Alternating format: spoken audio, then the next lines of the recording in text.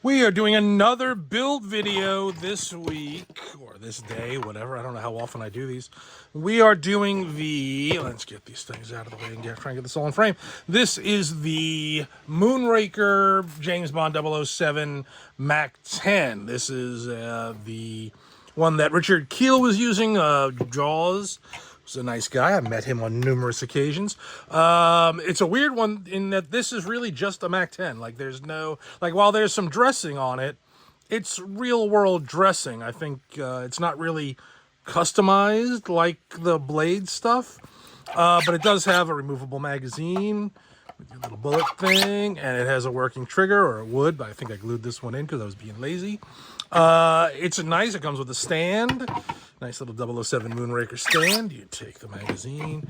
It's a big one, though. This one's, even on the stand, it's huge. I don't know why Charlie did the stand like 8 miles tall, but it is a giant piece. So if you display it, it is just a giant prop sitting there.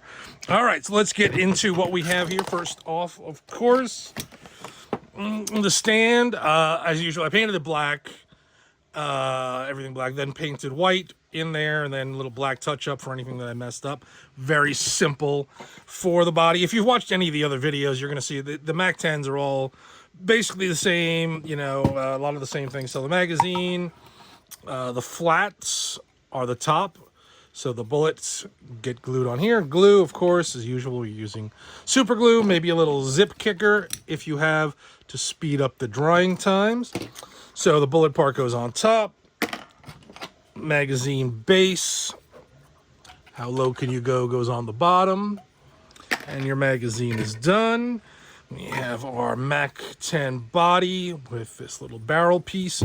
You'll see there's a little notch in here. That notch meets the center.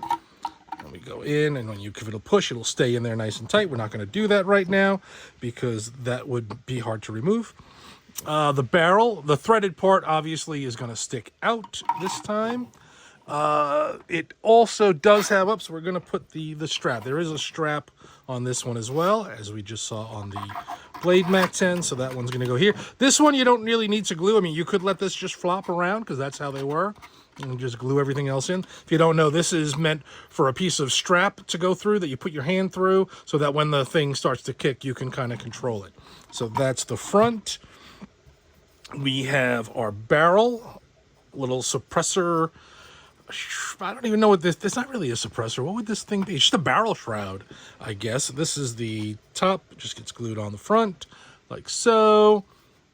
And then this goes on here, like so. It doesn't actually thread, but it just goes over the threads. You could leave it and then pull it off later or do whatever you want. And that's all that part. That's the front.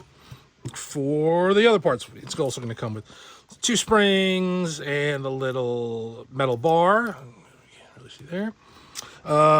Again, big spring goes in here. We're going to line it up. Which way am I facing here? Facing front. This way.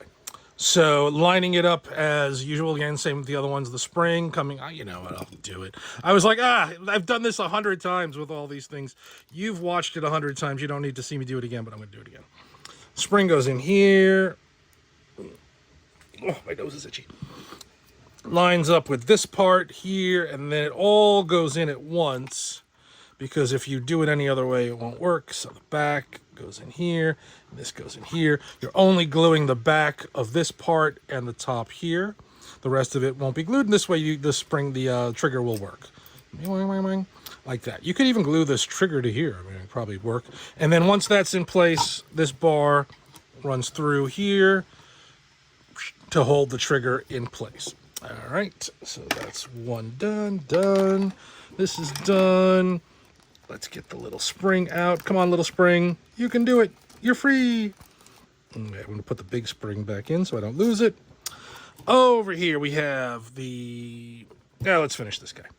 So on this side, we have the semi and full selector switch. We've got this pin right here. Fun little trick.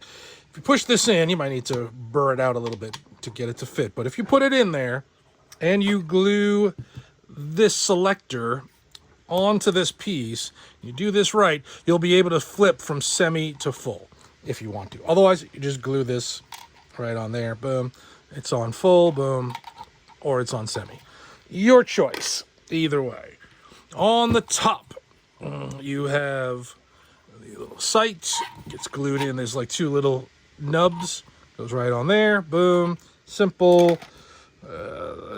Bolt, as we mentioned in all the videos. You can place it wherever you'd like along here. All the way back means it's ready to fire. All the way forward means it's safe. You pick the place, and remember, the little channel runs down the line so you can line up your little sight. On the bottom, safe or fire. This little guy goes in there, into this little channel, and you can glue him whichever place you want him to be.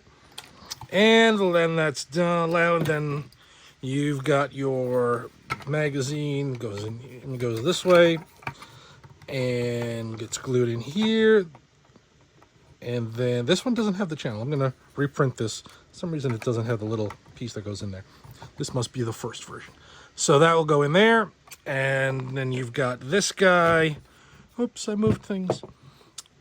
This is the magazine release. The little spring gets glued in here. This little bar. Each one of these is a little different. So this will go in between these 2. Probably put it in there first and then get this guy in there. Try and line it all up and then run this pin. This one goes through the side and just line it up so it goes through this little hole as well. You can see the shadow. And then a little drop of glue on the outside, and that will let your magazine release work. And then this gets glued. There's a little hole here, little nub there. So once this guy is in place here, this glues in like so on the back, and boom. That's it. And then you can paint it if you'd like. Did I paint this one? I don't think I did. No, this is raw. So this is just a raw print, unpainted, but you could paint it yourself if you'd like. So that's about it. You could do whatever you'd like. And the kits are available in my eBay store. You can check the link at the end of the video to see where to get your own. And that's where we are. Have a great day.